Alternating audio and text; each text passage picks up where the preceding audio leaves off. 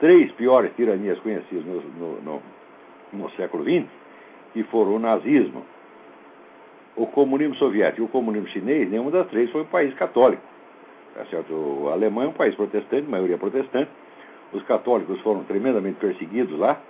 E o preconceito católico, anticatólico na Alemanha era tão grande, antes disso, desde do século XIX, que um sujeito católico que tentasse seguir carreira universitária, ele não conseguia, era barrado logo no começo. Deve conhecer a história de Martin Heidegger. Martin Heidegger é de uma família católica, mas quando ele entrou na carreira universitária, mais que depressa ele teve que sair para a igreja protestante, senão não subia na vida, né? A Rússia é de tradição ortodoxa, que está rompida com a igreja católica desde o século VIII.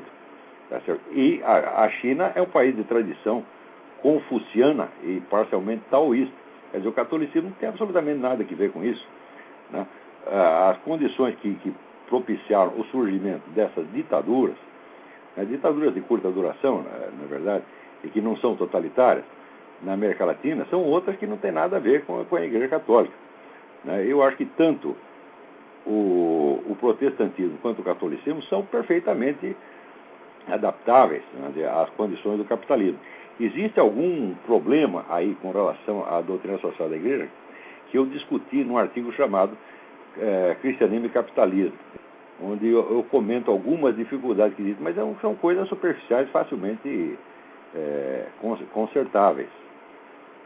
Agora, o que tem que parar mesmo é a briga entre as religiões cristãs. Isso aí só serve para atrapalhar.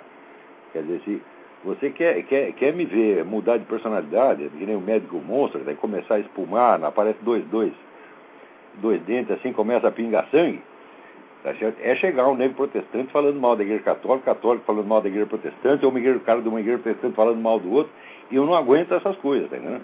Inclusive, por eu ser um partidário intransigente da unidade cristã, eu entendo que existem divergências doutrinais insanáveis.